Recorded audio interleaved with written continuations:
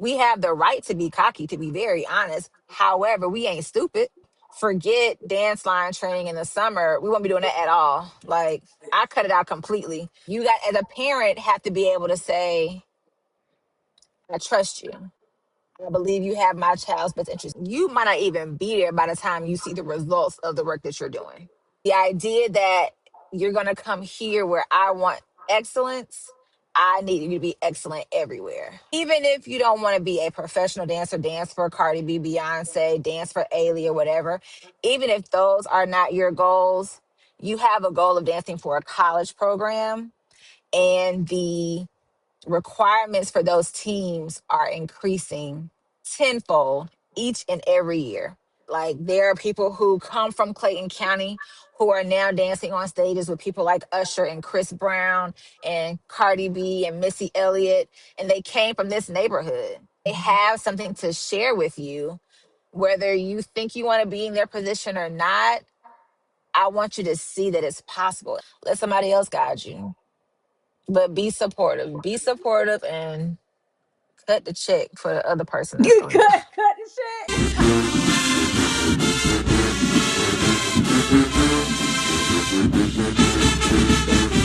This is the Major Business Podcast, where we talk all things auxiliary dance. We talking strategy, structure, leadership, performance, and training. And I am your host, Vershawn Lee. And today we have a very special guest on our episode 10. All right. Let me go ahead and introduce to you our special guest.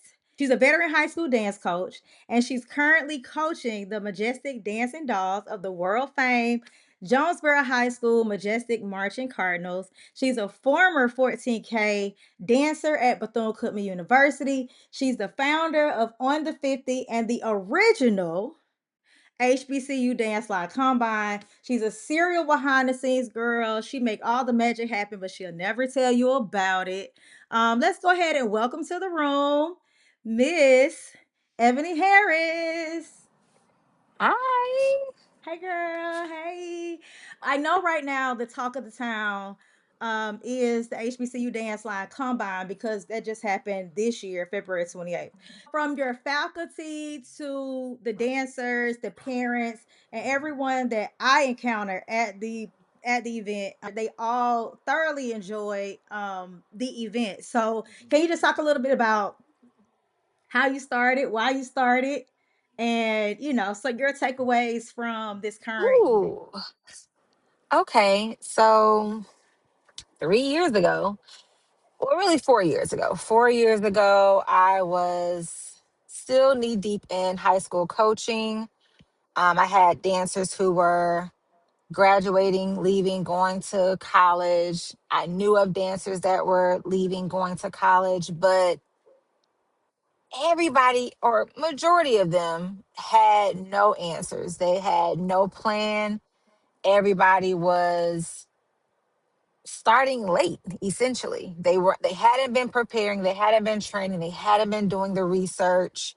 And when they were walking into rooms that I was in, I was shocked. Like, why are you not physically showing up, meaning your appearance? Why is your hair not done? Why is your makeup not done? Why don't you have on proper attire? Why don't you know about the school that you're planning on going to, or the team, or you have zero information about the things that you're saying you want? And I just saw a need for that education to take place, to be given. I feel like there was just a gap between high school dance and collegiate opportunities that come after, and somehow, some way, they weren't being provided the information anymore. For me, I feel like I can speak for a lot of people that grew up in I graduated, 2003. So if you're around that time and before, I feel like our coaches had us prepared for what was to come next. We knew Mhm. how to operate, how to walk into rooms. We knew the caliber of skill that was required to be wherever we were trying to go. Like, we weren't going into situations blind. And the combine just came from that, just an idea, that, and also just knowing that there were young ladies, or just dancers in general, who had dreams of going multiple places, but they felt like the opportunity to do so was hindered. I can't audition for both schools because they gonna look at me a certain way, or I can't talk to this school and this school because they're gonna think I'm being, shady. And I was like, that's not how it goes. That's not how it works. Who There told are y'all over, that? I mean, there were students, yeah, like I'm Yeah, touching on, but there were students who were just yeah. like, yeah, I it's just she's gonna think this, or I'm like, I don't know who told you that. I don't Yeah. know where that idea came from. And I cannot say that it's completely untrue, but what I can say is it's not 100% fact. And there are opportunities for dancers, for students who are interested in dancing in college to be recruited by multiple schools. That's your right. You're not just applying to one school. So why would you just apply to dance at one school? You should take advantage of every opportunity that's being presented to you. And so I wanted to bring all of that, the education as well as the opportunity for recruitment in one place. And that's how the combine was created. I did my research. I looked at like the actual NFL combine. Like, what does that look like? What does that structure look like? What does it actually mean to be, what does a combine mean? Mhm. Um, I did the research of like who else, like what other organizations are out there that are doing something similar or the same. Like some people step into this industry or just entrepreneurship in general without doing research, without realizing or understanding what's going on around them. All those things are important. The timing of it, the location of it, the who we're trying to reach, Mm. so the demographic, like all that's important. If you're skipping those steps, you're doing yourself and the people that you are, attempting to advocate for a disservice. So I did all of that. I did all those things before I was like, okay, this is what I really want to do. And I did it. I didn't see it in Georgia. I didn't see it in Atlanta. And so I brought that to Atlanta because that's what I wanted to see and what I thought was needed. So that's how the combine was created. And it has grown, even in these short 3 years, it has grown from that idea to something even more. It's not just about recruitment. It's more about education and the entire picture, what that looks like for dancers, the options that you all have, and the reach that can be obtained coming from this HBCU dance line world. So Yeah, I see that you also are very much into the network aspect of it. Like throughout the combine, I see you the girls are doing activities to get to know each other and different things like that.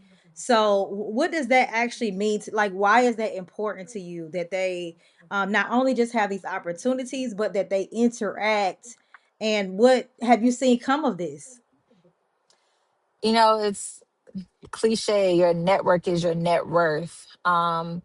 I feel like the more reach you have, meaning the more people you know, the more people you have in your corner, the more opportunities that will come your way.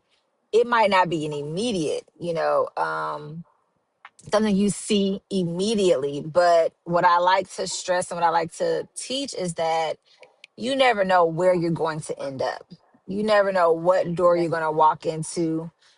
You never know who's watching you. And so, them being able to connect with the coaches, number one, builds relationships. I think some people ignore that part of the recruitment process. Just because you have a decent program or a stellar program does not mean that you are a welcoming program, a Mm, program that I want to be a part of. And what I think a lot of people do that kind of, I won't say it hinders them, but it leaves the door open for somebody else to walk in, is that they don't do the recruitment, the networking, they don't show up. They mm, think that the name is going to carry them. And for a lot of programs, or for some programs, it does. But I feel like at some point that's going to end. And you waited, so you left the door open for these other programs who are hungrier, who are engaging, who are looking to build and want to be and want to take their program to the next level. You're leaving the door open for them to take your talent. mm. And so the networking is beneficial for both parties, for both sides. It's beneficial for the student because you're trying to see, who do I want to spend my time with? Do I want to spend my time around these young ladies who are not talking to me, who are not, trying to engage me, who are not trying to tell me more about the school, about their experience? They're standoffish, for whatever reason. Maybe they're nervous. I don't know. But or do I want to go over here where I feel welcome, where they are, talking to me, they're making me feel like, this might be a good place for me to grow and educate myself in more dance. And I'm spending 4 years here and I'm spending a great amount of time with this particular group. And so the networking is important for each side because as a coach, you want them to be able to see more of you, see more of your team, start to build some trust. And then as the dancer, I'm getting to know, like, I'm getting to know where I'm going to spend my next 4 years. And anytime I talk to dancers, I hear a lot of that. Why did you choose this school? Why did you decide to not go with this, school? And they say things like, I didn't enjoy it. I didn't feel welcome on campus, or I didn't feel like this was the campus I wanted to spend my next 4 years. I didn't feel like whatever.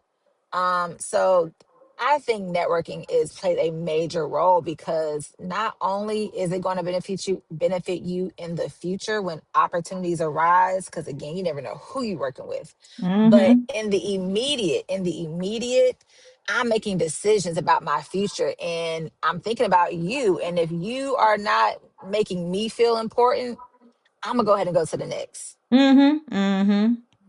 So The things yeah, that you're mentioning is funny because although for some reason in dance we think one way, but in sports, all of these things are they're normal. I mean, recruiting is normal, or like, it's very normal. Yes, it's or normal. And then going to and different then there's schools to visit. That's normal. Like it's auditioning for normal, different teams. Yeah. and they're spending money on that. And I'm Yeah. not saying these programs aren't spending money. I don't even want to get into finances and HBCUs and dance. I don't even want to talk about that. That's just because that's Yeah. another layer, right? But those programs, those athletic programs, are spending money to get those top recruits into the door. They're not just saying, oh, we've been the champions for the last 10 years. We have the right to be cocky, to be very honest. However, we ain't stupid. We not dumb. I know I got to put in some work. I got to Yeah. get this young man over here. I got to get this athlete over here. And so what I'm going to do, let me show you the campus. Let me show you our nice facilities. Let me show you, what your life could be if you come here. It's so the idea that we are not a part of the recruitment for that institution. It's kind of crazy to think that you play a major role, especially now. HBCU bands play a major role in the recruitments for these Mm-hmm. institutions. We're bringing in Yep. a lot of money for these schools. So it is imperative that we take that seriously. And it's our job as a coach, not just the job of the band director. It's also my job to make this look enticing, Mm-hmm.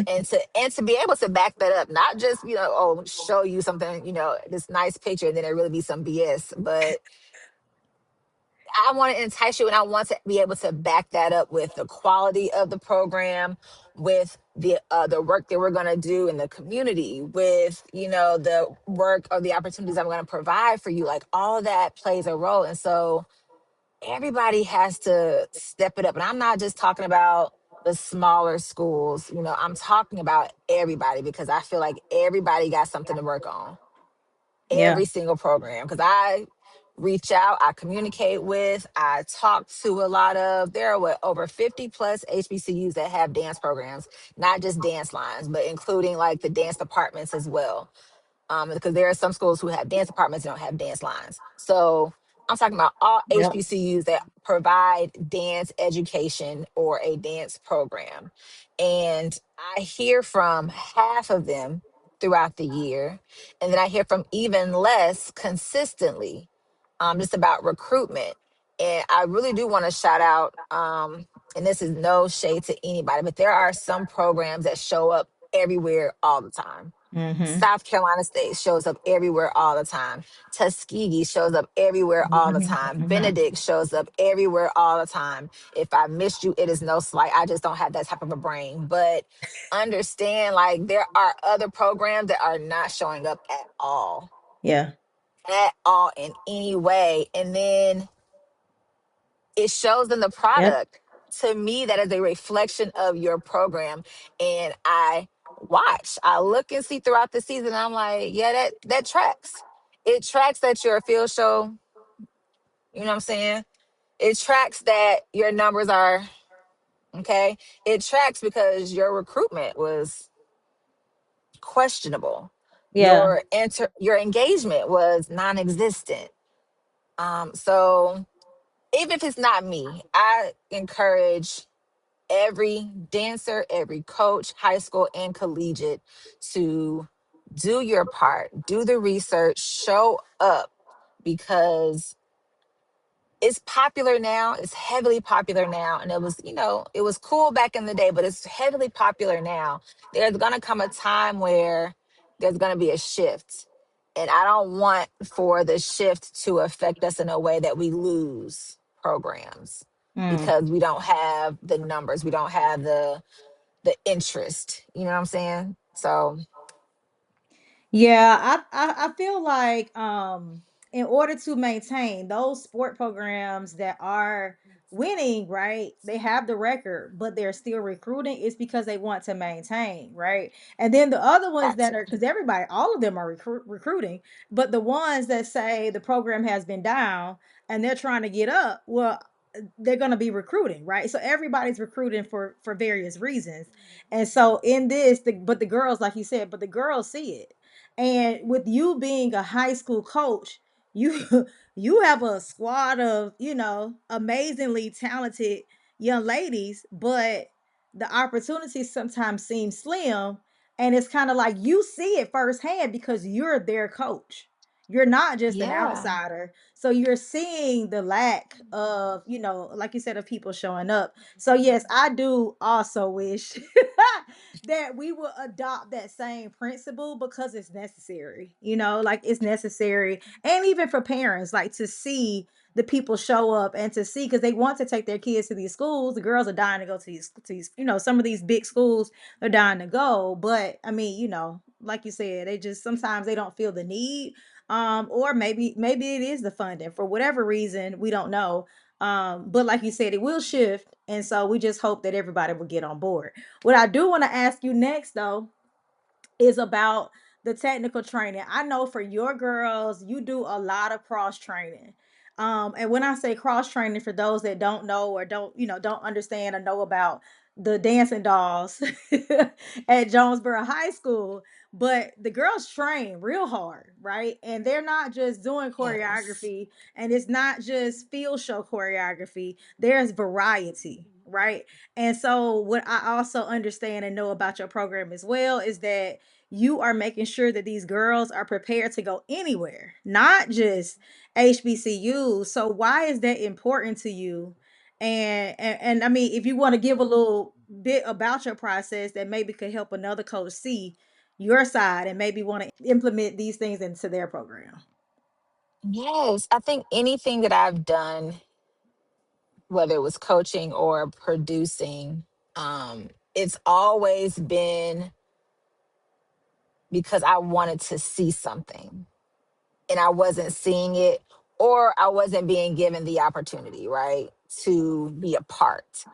And so I would just go out and do it on my own. Like, let me just go create it myself then. Like, Mhm. if I can't join your team, maybe you think I'm not qualified, or maybe you just don't, maybe I'm just not interested. Whatever it is, I want to see it and I'm not seeing it. So let me go create it.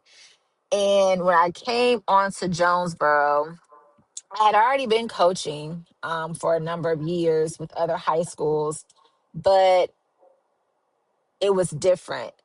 Shout out to Linnell Goodwin, who is my director of bands, and has been for the last 8 years. His vision, like, we were aligned. Everybody Mhm. that was on staff, we were all on the same page of wanting to be great. So I felt like okay, this is an opportunity for me to actually do what I, Mm. do what I want to do. Like I have some room to do some things over here. And Jonesboro was not known for being technical. They weren't known for being the best. And I had to shift that. And so I started to change the standards of the program. I think maybe after the first or second year, I had to change the GPA requirement. Mm. And I say this because it's all important. It all changes and makes a difference in the program, the overall picture of the program. It's not just about the dance. So I had to change the GPA requirement to 3.5. Is that difficult? Absolutely. Do I care? I do not. Because life is difficult, period. Struggle every day. So the idea that you're going to come here where I want excellence, I need you to be excellent everywhere. Okay. And so I'm watching people. I'm watching people like Ray Cole. I'm watching people like Tracy Young Byron. I'm watching people, what I'm saying, are all around me. I'm watching you. I'm pulling from everybody. Like, so how did you get this great? How is your team that great? Cool. And I just started creating. And so, okay, GPA, check. All right, we going moving on. Next, the skill had to change. Okay, I'm used to this. I'm used to this, and y'all are not giving me this. So what do I need to do? And I would suggest, hey, everybody needs to go get in a dance class. And I did that for about two Yeah. years of, hey, go get in a dance class. Hey, go get in a dance class. And nobody did it. And for whatever reason, maybe these young ladies just didn't care about dance that much. Maybe they just wanted to come over here, have a little fun, and go on about their business. They weren't trying to be Misty Copeland. Okay, but that's not what I want. And this is my program. So we got to change that. So the following year, I started bringing people in. Cool. Y'all don't want to go? I'm going to make y'all dance. I'm going to make you learn something else. So I would bring in coaches or, I'm sorry, instructors that would do ballet classes during the summer. I think that's what we started. We started with ballet. Started with ballet classes, doing bar for a full summer. And then the next year, I added maybe two more summer classes where we'll do contemporary and African or a jazz class. And then, and I was trying, at that time, I was trying to make it work with also our dance line training. So I was trying to split the time. Like, oh, so for the summer, they'll come in for ballet just on like Monday and Wednesday, and then we'll spend the rest of the time doing dance line. We'll be learning the stand routines. And then after a while, I was like, no, that's not enough. I need more time, or y'all need more time. Y'all need more time with, these classes. So as a matter of fact, forget dance line training in the summer. We won't be doing that at all. Like I cut it out completely. Forget it. The whole summer is going to be based around, or our training during the summer is going to be based around every other genre but dance line. And I don't care if you don't like it. That's not the goal here. The goal here is for you to add these things to your tool belt, right? To again network with these instructors and these teachers that I'm bringing in. To see the possibilities, right? Like there are people who come from Clayton County who are now dancing on stages with people like Usher and Chris Brown and Cardi B and Missy Elliott, and they came from this neighborhood. You know what I'm saying? And they Mhm. have something to share with you, whether you think you want to be in their position or not. I want you to see that it's possible. And so I just started to shift the mindset, the expectations to create and build the standards that I wanted, to this program to stand on. And now, things I don't think about are GPAs. I have a group of dancers who they care about their GPA more than I care. You know what I'm saying? They on their teachers, but more than I am. They making sure they showing up to class, you know what I'm saying, when we get back from trips late, or if we have a performance, coach, I got a test I gotta take. Can I skip this performance? Absolutely. Go take your test.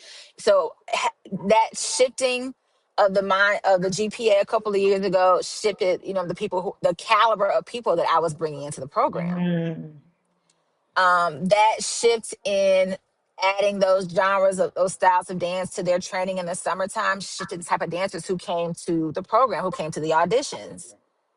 Now I have young ladies who go to the performing arts school who want to dance over here because they're like, oh, okay, they doing a little something, something now. I They can do that. serious. They serious. They train Yeah. over there. Oh, Yeah. okay. Yeah, they doing something, and I don't uh say that I'm the best at anything that I do. I just try my hardest.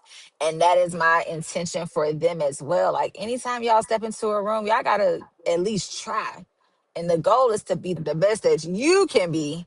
You know what I'm saying? When you walk in. So whatever I gotta do to make that happen, you know what I'm saying? When y'all and I wanted to go across the board. It transfers to the classroom as well. It transfers to their home life as well. It transfers to their work life as well. Anytime what y'all are getting from me, y'all should be doing in other places. So I don't know if I answered your question, but You did. You did. But what I do want to know though, for those coaches that may be watching that are like, "Oh, I like what you're saying. So how did you do it?" So you reached out to people in the community. You just found people on Instagram and brought them in, or like, what was your process for selecting these people that you bring in? I started with people that I knew, um, with teachers that I had that taught me. You know, I started with them. I started with Ray Cole. Ray Cole was the first person I think I probably reached out to, because I considered her like the blueprint Mm-hmm. for Mm-hmm. me. You know what I'm saying? Like, so when I started coaching, I went to her and was like, "Hey, what are you doing? How do you do? Can I come sit in on a practice?" Again, doing my research, I watched practices that she held. She had a binder. I said, "What's in the binder? Let me see the binder." Like, there's a binder. She had a binder, that tracked her students and all the things she had. So I followed her. I followed her lead, and so I would reach out to her and I would say, "Hey, I need somebody to come in." And she had created a pipeline of her students that she had taught from the high school through Spelman. Now they're at Spelman, they've graduated and they're looking for experience. So she would pull them in and say, "Hey, come over here to Jonesboro, teach this class, get you some gas money, get you some food money. Ebony got a couple of dollars for you."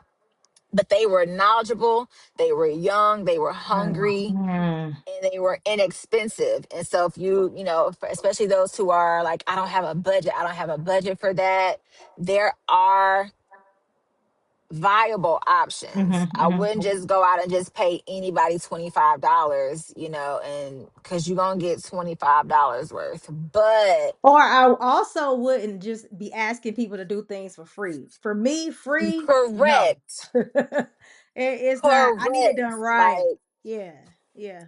something. And like I said, I've had multiple students of hers, even at the high school level. I had one of her high school students choreograph for me, for the dance team before. If you're talented, I want to work with you. And again, I want my students to see that anything is possible.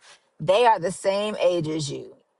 They are about to teach you some choreography. They're going to give you some techniques, some tools, and you can use that throughout the rest of your career.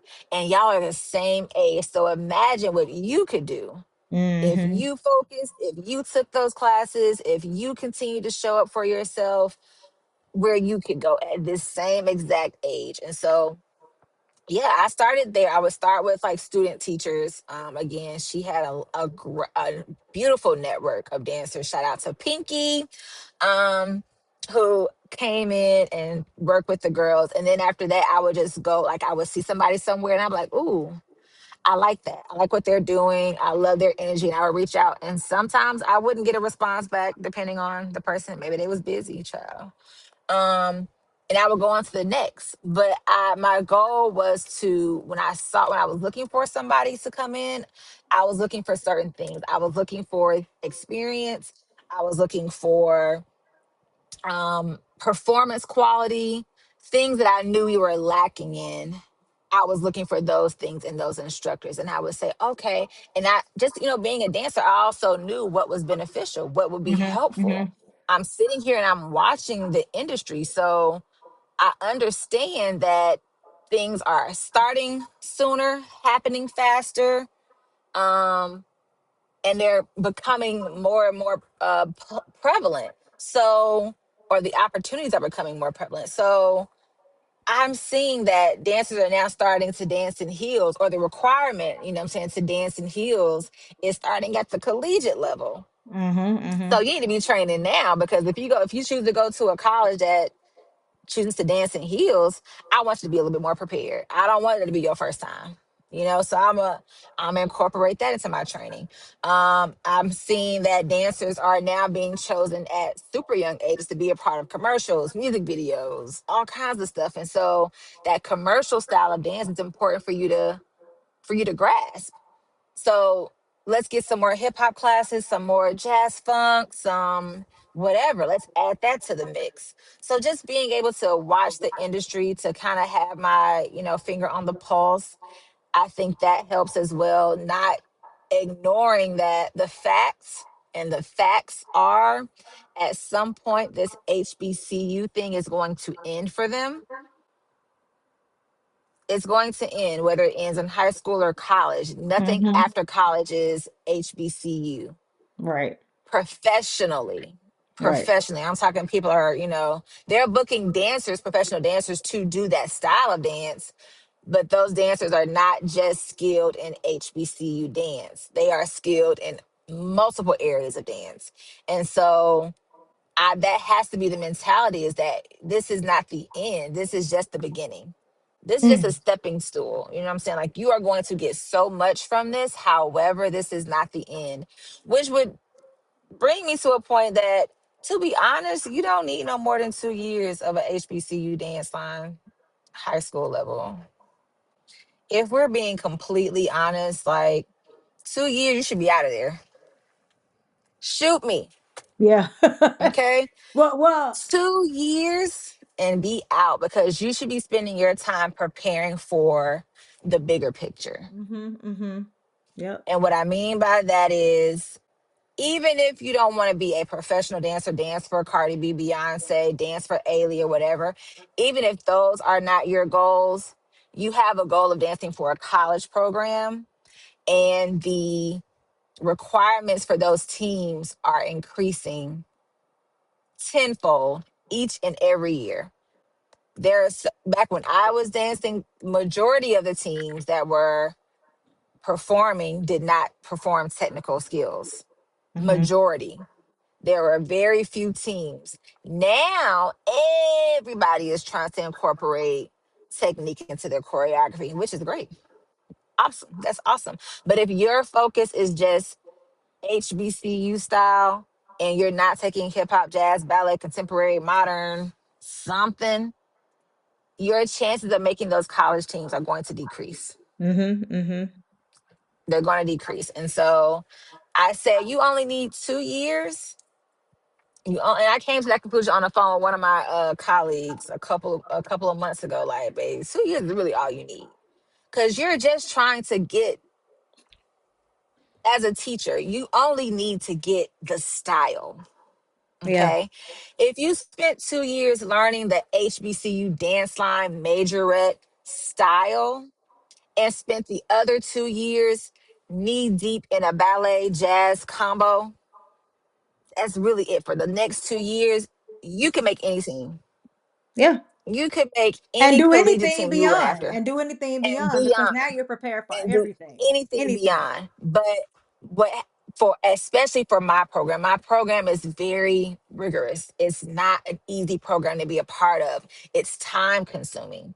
So it is difficult, especially now, for my students to say, I'm gonna be a part of Jonesboro marching band, Majestic dancing dolls, and go to a studio class 3 times a week. It's impossible.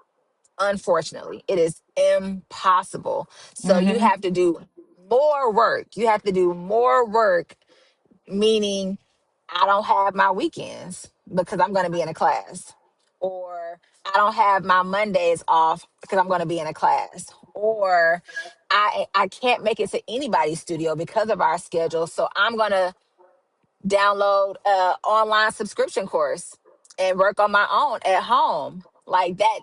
extra work, you know what I'm saying, has to be done in Mhm. this program.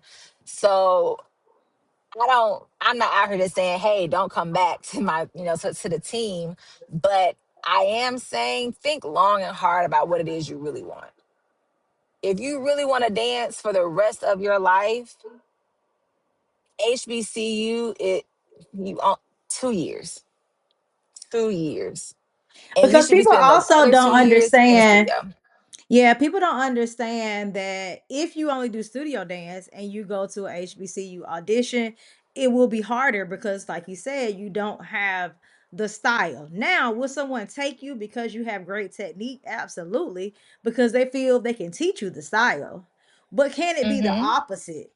Is what we have to think about. Like, it can't be the opposite. Yeah, If you don't have the it technique can't and you be. only have the style, and so then what? Now your options are very slim, and so, And it's this or nothing.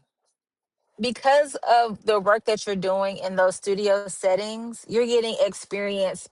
You're still getting performance experience because they all typically do a recital of some sort. Mhm. If you're a part of the company, you're doing company pieces. So you're getting experience on stage, you're getting production experience because y'all typically, when you're in that grade level, that high school grade level, they have you working on lighting sometimes. Y'all gonna learn about lighting. Y'all gonna learn how to put this latest Marley down. Y'all gonna learn, all these Mhm. behind the scene things. So now you're getting a piece of that.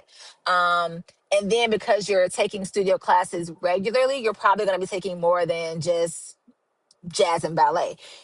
Probably having African, you're probably doing modern. So you're adding you have all this stuff that you can pull from.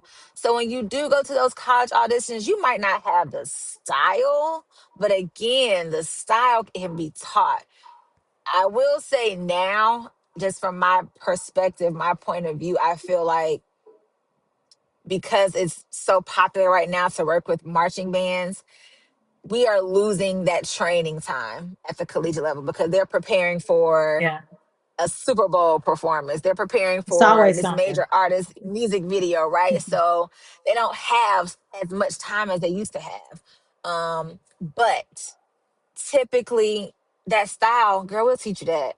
But you're coming in with your turns on point. You're coming in being able to add value to this program. You're adding value to this program when you're coming in with those skills. And I prefer that over somebody who just has the style, who just been watching us, march and they got our march down. And that's it.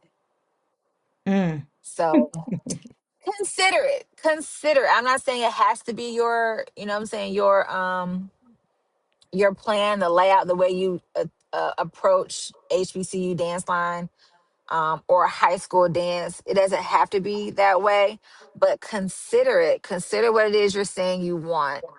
And if you are a dancer who is a high school dancer or going into high school and you're saying, I want to dance professionally, even after college, consider the amount of time you're spending with that team and what you're gaining from that team. If it's a team, I can say this confidently, if it's a team like Westlake, you know what I'm saying, who has a dance department, majority or a lot of their dancers who dance for the team are also part of that department. They're getting that training. And so they can be a part of that team and they're still training during the day at Mhm. school. Yep. You know what I'm saying?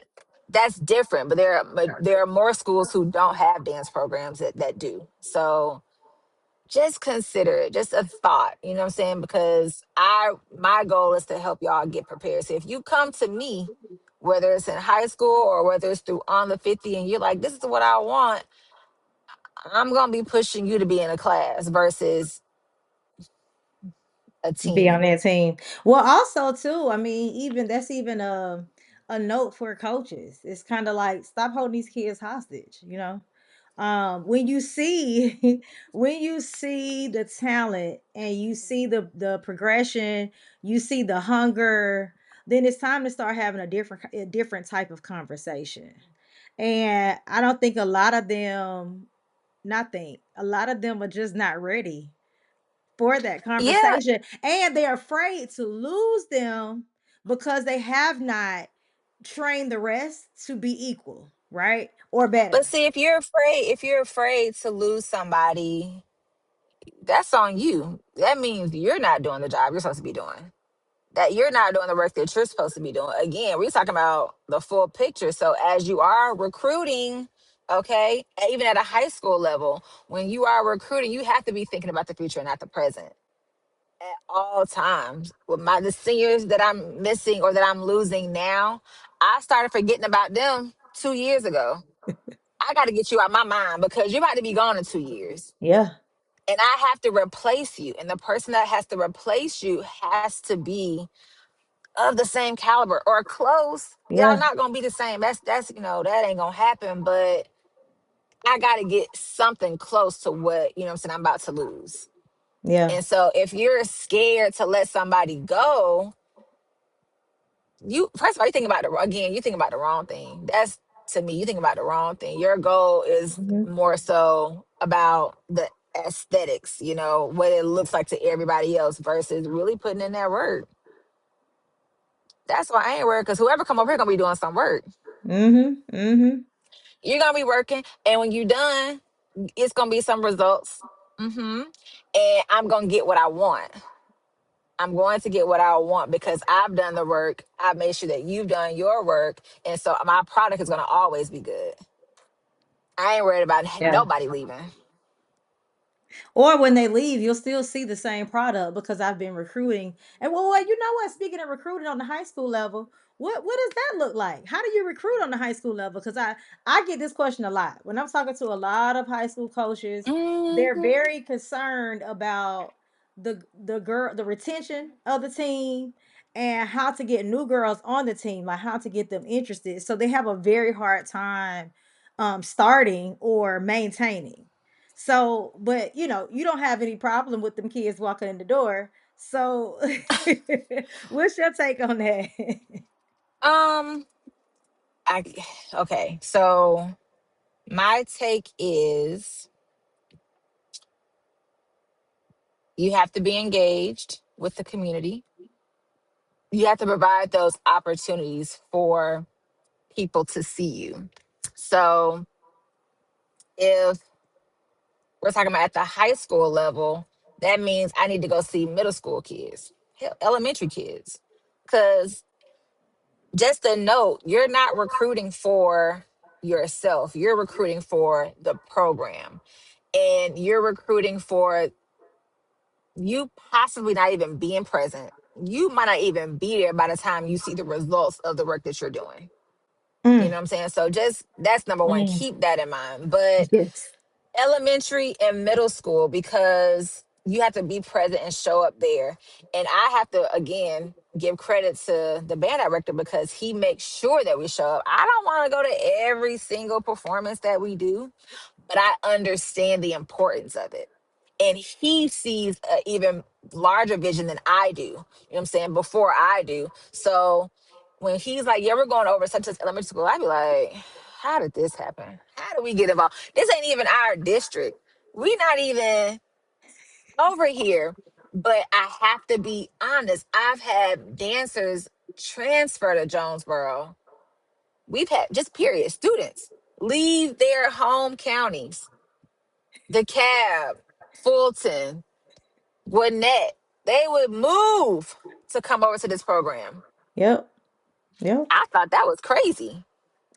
But they see the product, they see the results, they see the opportunities, they see the opportunity for growth, for experience. Their parents see it too. Otherwise, they ain't going nowhere. Mm-hmm. So the recruitment, it has to, and if you're a part of a band program that is not doing that, suggest it. Hey, we should go over to the elementary school, we should go over to the middle school, because in 2 3 4 years I'm going to see those students and I want them to remember me. Like I said Mm-hmm. earlier, Yeah. you want to have that relationship.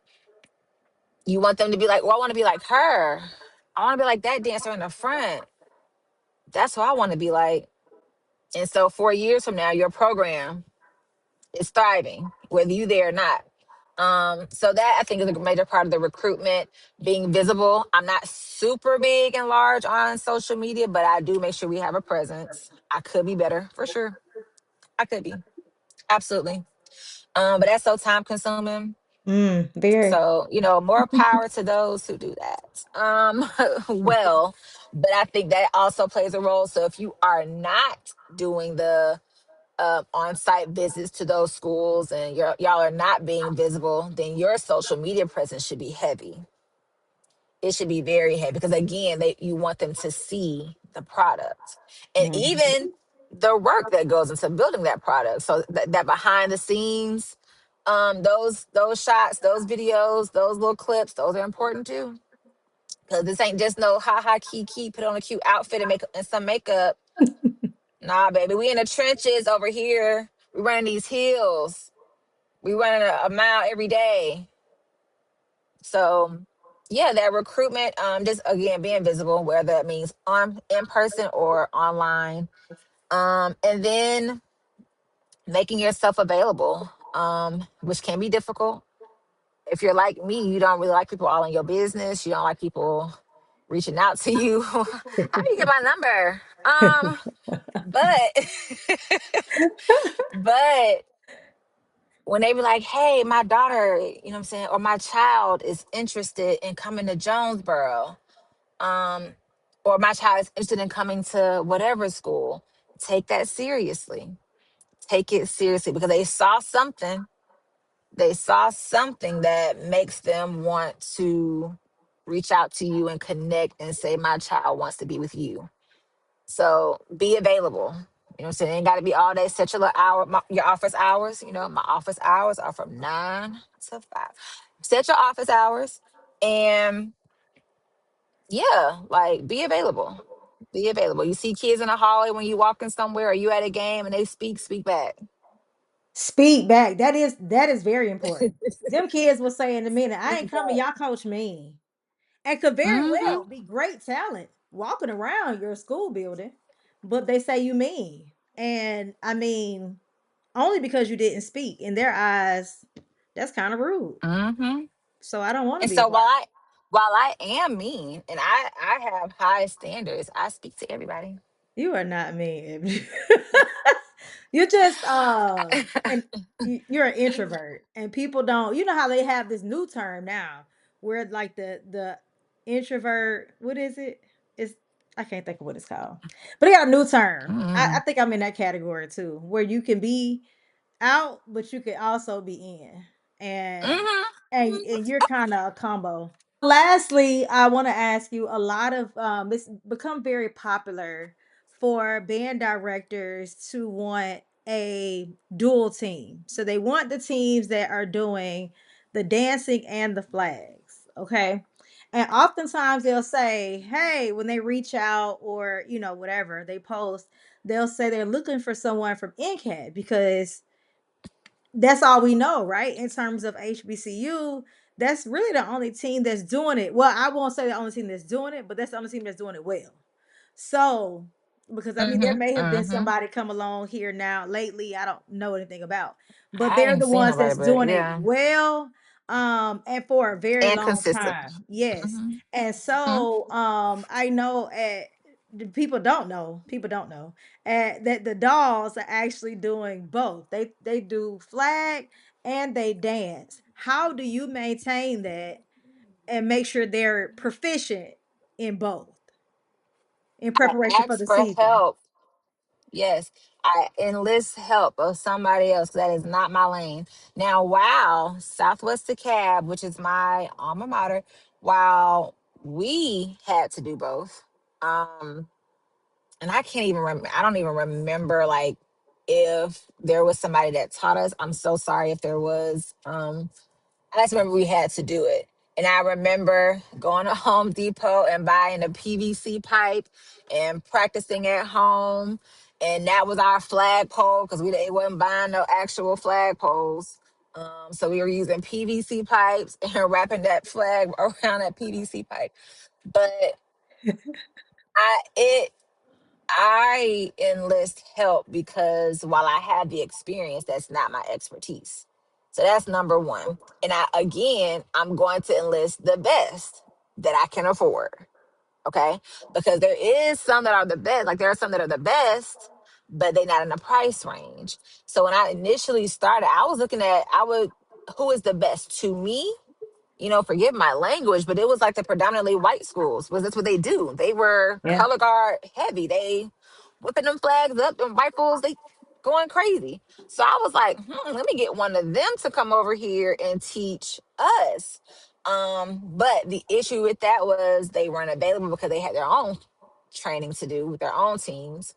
And if they were available, they were a little costly.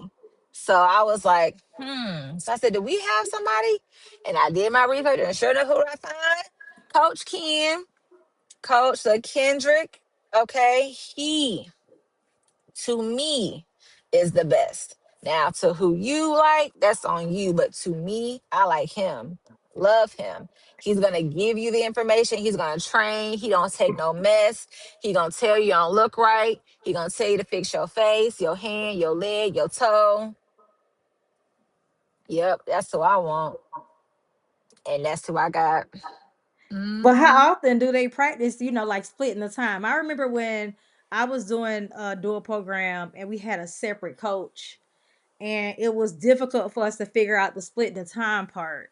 So how do y'all how does he come? How often does he come, and how often do y'all practice it?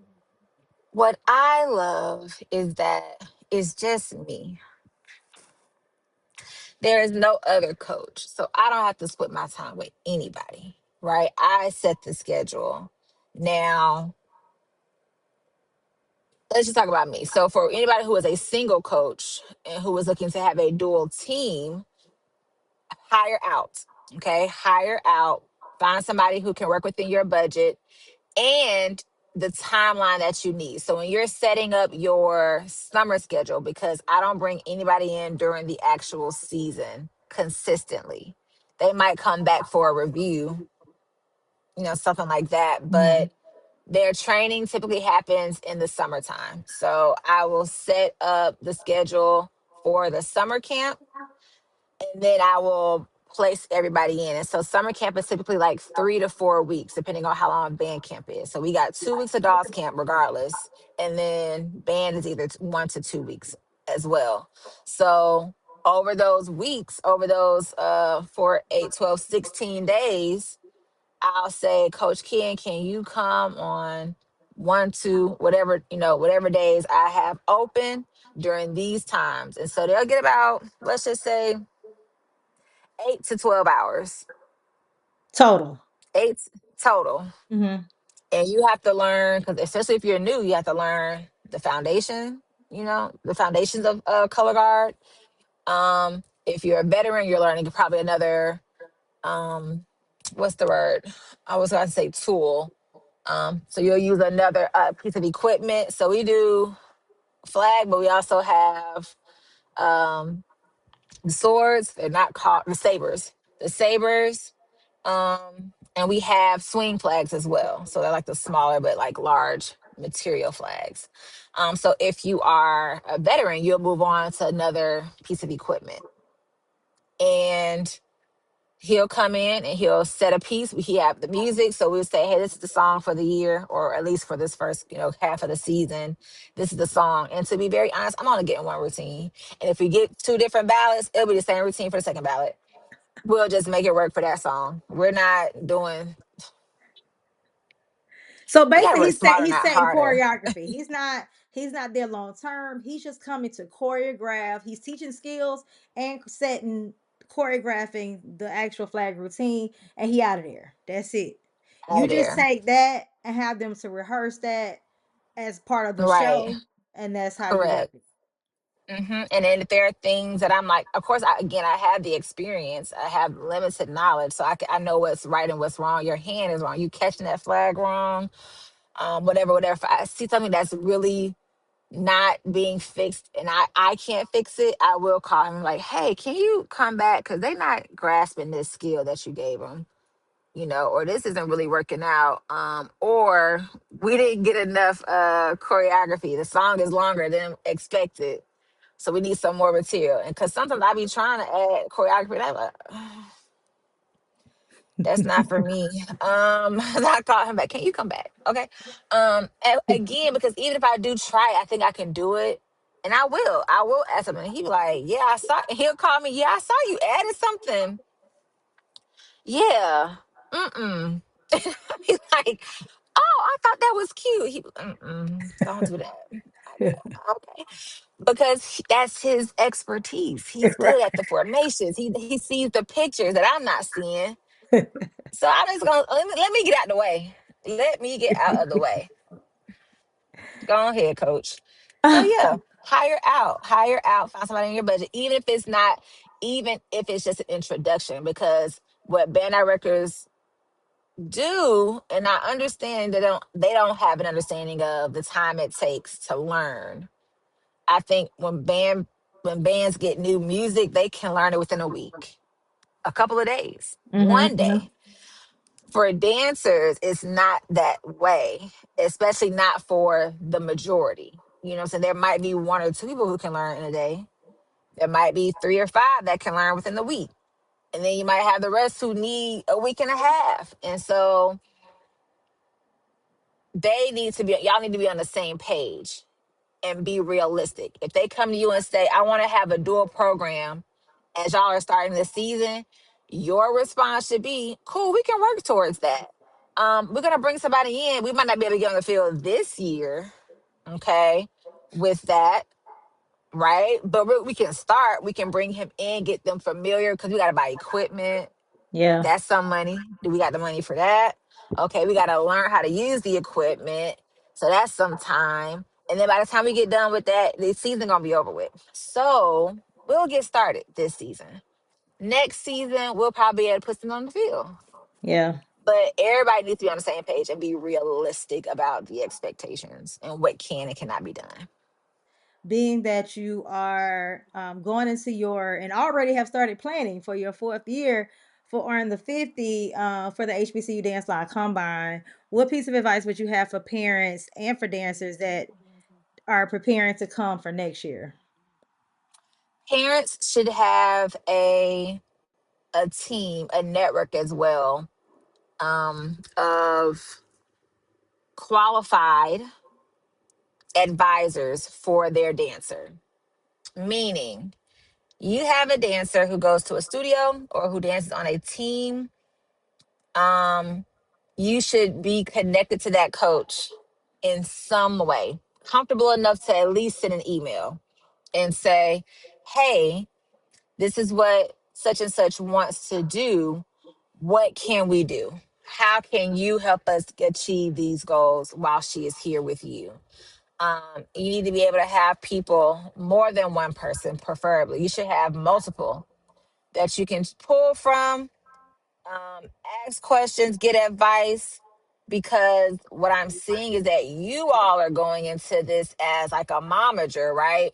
With no experience. You have never been on a team, you've never danced anywhere, you've only been with your child. And while that does bring a level of expertise, it's not enough, because what I see is that you all have these dreams for your dancer, or your dancer has these dreams and you want them to happen regardless, right? So you're saying, let's just, for example, you're like, my daughter wants to go to NCAT. Cool. My daughter has never danced before. That's a problem. That is a problem. What she wants and what she has, they are not in alignment. Okay. They're doing this. All right. And so your mind is like, but that's what she wants. That's what we're going to do. And you're setting them up for failure. Okay. Your team, your network, the people you are talking to about your child's future and what they can achieve, what is possible, what we can do to get there, because they have the knowledge and the skill to give you that advice and those tips and tools. They're the ones that are going to keep you in check. Like, hey, so what do we think about for college? She's going to be a junior, right? Okay, yeah, so we should start thinking about college. So what are we thinking? Is she gonna dance in college? Okay, where does she want to go? And cat. Okay, we got 2 years. We got 2 years. We can make that possible. This is what it looks like, though. This is what it looks like. Mm-hmm. And you got, as a parent, have to be able to say, I trust you. I believe you have my child's best interest. You can't go out there and be like, well, we're not gonna do what you said. I heard you, but we're gonna keep doing what we've been doing. Okay. And then when it's time for her to go to those auditions in her senior year and she doesn't make it, and that's the only plan that she had, I don't want to hear it. Don't Yeah. come back. You know what I'm saying? But as a parent, I think you need to build your network for yourself. People that you trust, that you see their work ethic, you see, you know what I'm saying, their connections, their network, excuse me. You see they care about your child and they have their best interests at heart, and they can, if they don't have the answer, can provide you with the resource or the answer. Keep them, hold on to them, reach out. Hey, so how do we get her ready for Southern? How do we get her ready for Motion? How do we get her ready for Benedict? How do we get her ready for Tuskegee? They can give you the tools, and you should take it. Take it. Take the advice. Don't run on your own because you don't know. You don't know nothing. Even if you did dance in 1975, you don't know anything about 2026. Definitely not the same. Oh boy. I Not the don't even know same. anything about Not the same 2026. Like caliber it, of dancers, it is not the same not. caliber of dancing, not the same caliber of coaches. The programs are nowhere near the same. Culture has shifted. And what you knew is not what's happening right now. You are so right. Like just because you dance don't mean you're going to need to find somebody. You're absolutely right.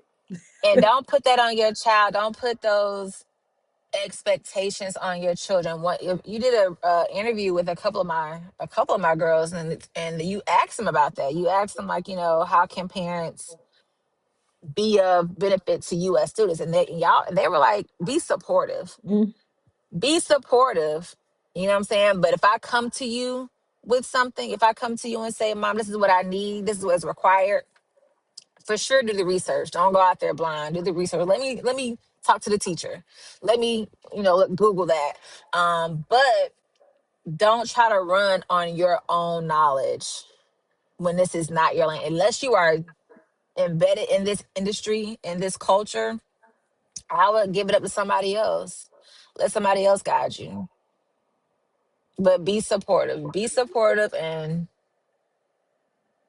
cut the check for the other person that's cut, gonna do. cut the check.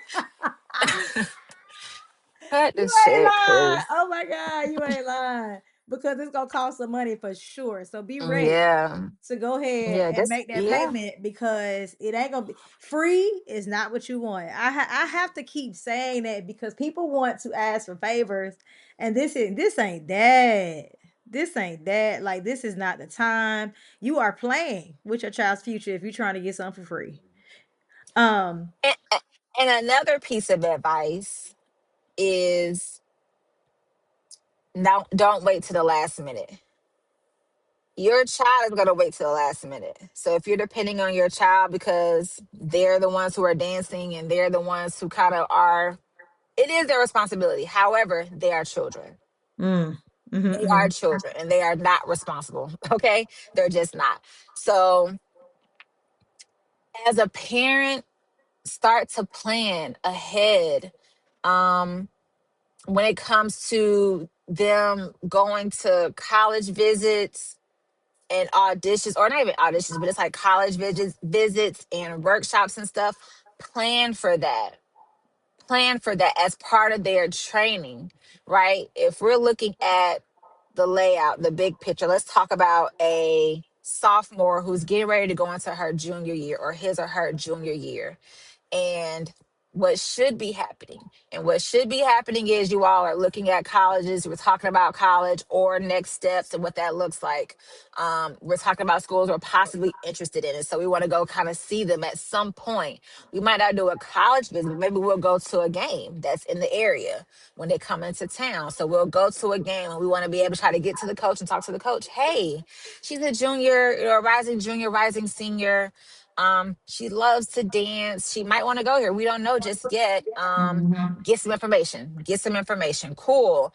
Start going to the workshops. They are costly, right? Because if I live in Georgia, but the workshops in Texas or Mississippi, I gotta pay for travel, lodging, food, right? That's costly. I also should be in class. That's costly. Okay. So all these costs are happening. Where I start to get disconnected from y'all's plan is y'all want to drop the training to go to the workshops and y'all want to go to 10 of the same workshop. Well, such and such having a workshop. And then from the same school, she having a workshop 2 weeks later. And then from the same school, she's having a workshop, but it's actually in the other state. So that's another $2,000. And then, but when I tell you to go to jazz, well, we done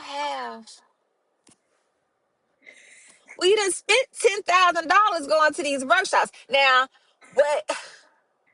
I just got Okay. done. So Yeah, yeah, yeah. I'm with you. So plan appropriately, and training should never fall to the wayside. And I mean training in a studio setting, jazz, hip hop, contemporary, ballet, modern. Don't take no.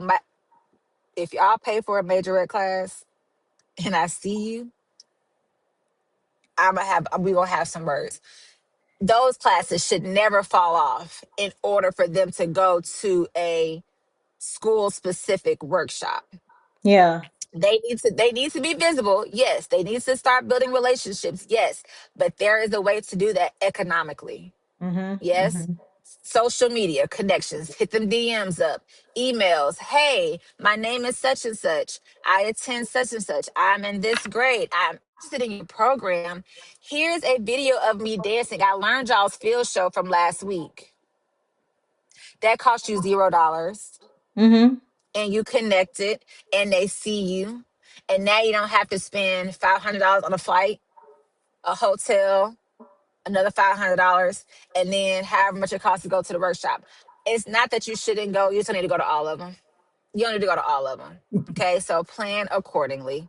All Yeah. right, and training should never fall off. Okay, I think I'm done. I'm And you know what? stressed. In the very last episode, I just got done saying before you go to the workshop, you need a training regimen. Don't go to the workshop without the training regimen. The reason for the workshop is for you to showcase what you already know. And if you don't know anything or you only know style, that's not the time. You are going there perhaps for networking.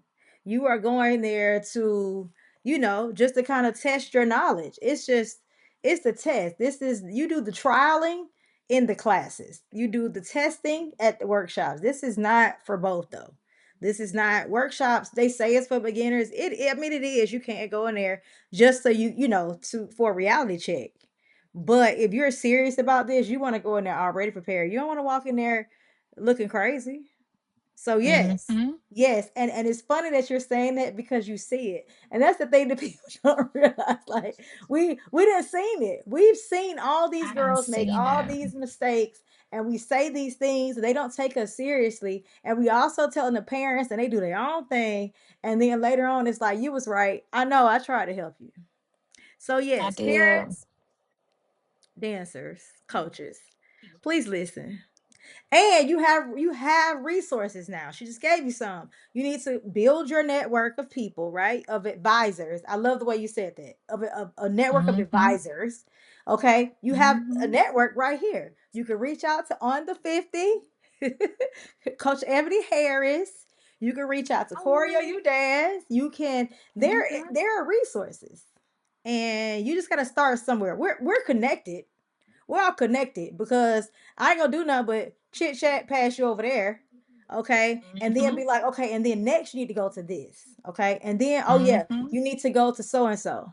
But you got to get in there first. So you need to talk. You definitely need to get in the network. So please, guys, go ahead and start your advisory board.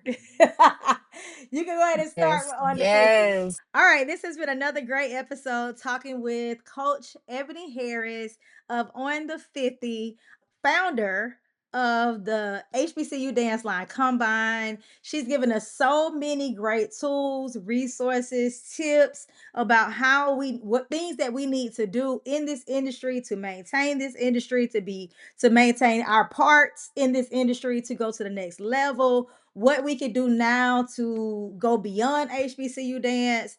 I mean, she's talked about everything, what we could do with our programs to enhance them, to recruit for them, all the things. Okay, so all you have to do, if you've gotten this far, run it back, take some notes, so you can make sure you're able to then reach out and build your network as she suggested. I just want to thank you guys again, and make sure you go and follow Major Business Pod on Instagram and TikTok. We're now on TikTok. But also make sure you're subscribed to the channel, which is Choreo You Dance. So there's Choreo, the letter U, and dance. And you can also follow me on Choreo You Dance at Instagram and TikTok. All right. Well, thank you guys for watching. And until next time.